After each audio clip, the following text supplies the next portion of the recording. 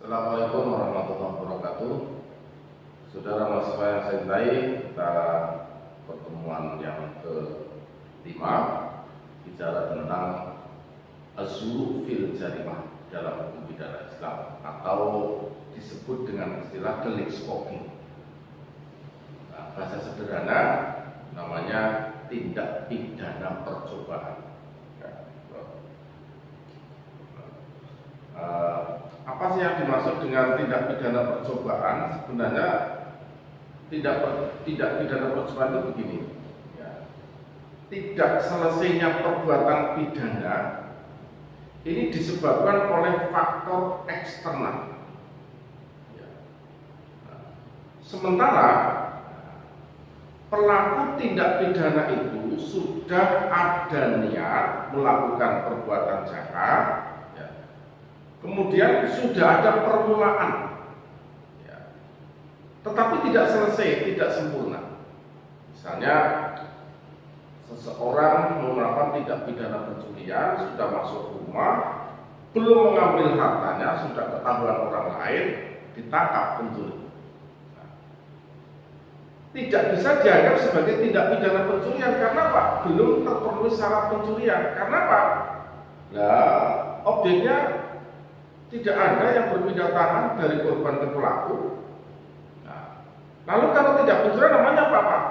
Itu bukan tindak pidana pencurian, tapi tindak pidana percobaan pencurian.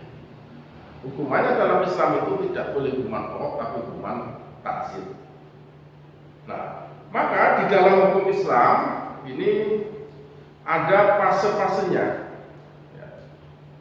Yang paling gampang ini begini, fasenya supaya mempermudah pemahaman kita ada namanya marahilul jara'im, fase-fase tindak perbuatan pidana. Yang pertama ada fase yang disebut dengan marhalatu tafkir wa tasmim, perencanaan dan pemikiran. Jadi baru unek-unek saja, wah saya pengen merampok, tapi dia yang tahu hanya dia sendiri. Saya ujar menyontek, hanya dia sendiri, itu baru fase pemikiran dan perencanaan. Di situ tidak ada hukuman apa-apa, tidak ada yang tahu. Inna waha la tazawazali ummati amma waswasa atau hadasa bi anfusha malam ta'albi atau ta'alam. Allah tidak akan memberikan sanksi terhadap apa yang baru dibisikkan, apa yang baru dipikirkan sebelum perbuatan itu dilakukan atau sebelum ucapan itu diucapkan. Maka tidak ada hukuman. Nah, yang kedua, ini fasenya itu adalah fase persiapan yang disebut dengan marhalatu tahdir, permulaan, persiapan. Orang sudah masuk rumah, orang menembak, orang sudah mau bedil, ini sudah persiapan, namanya permulaan. Nah, permulaan ini sudah masuk dalam kategori tindak pidana tapi tidak sempurna, disebut sebagai percobaan. Hukumannya tidak boleh hukuman pokok tapi hukumannya taksir. Baru yang ketiga itu namanya fase pelaksanaan marhalatut tanfidz, yaitu ketika seseorang sudah melaksanakan perbuatan jarimah secara sempurna. Nah, itulah yang disebut dengan istilah az-zuru fil jarimah atau percobaan melakukan tindak pidana. Nah, di dalam hukum Islam ini ada istilah, ya, percobaan tapi mustahil, az-zuru fil jarimah al-mustahil. Nah, kenapa dikatakan mustahil?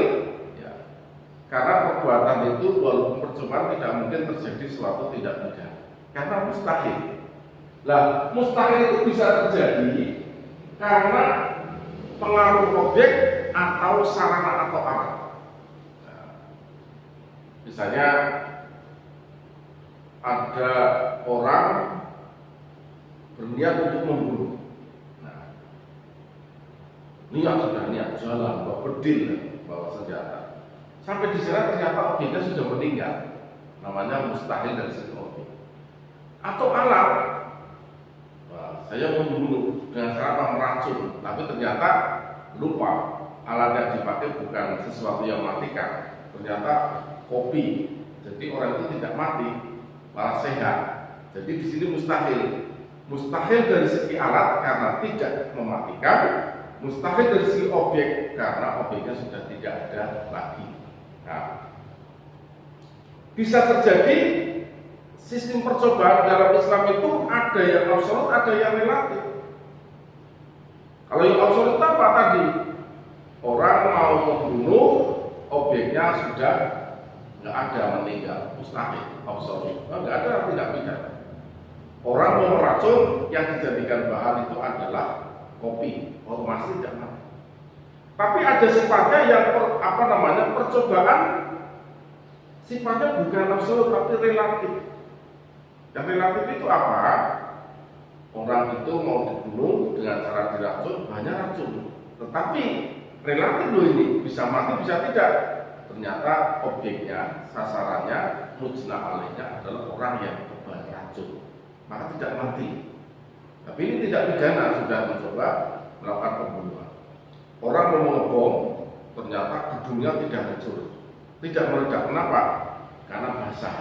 Nah, ini tidak terjadi jarimahnya itu bukan karena absolut, tapi relatif dan bisa terjadi ada peristiwa pidana. Nah, inilah secara singkat untuk dipahami bahwa asyuru bil jarimah adalah perbuatan seseorang yang ingin melakukan kejahatan tapi belum sempurna, putus di tengah jalan akibat ada faktor eksternal, sudah ada niat dan sudah ada permulaan.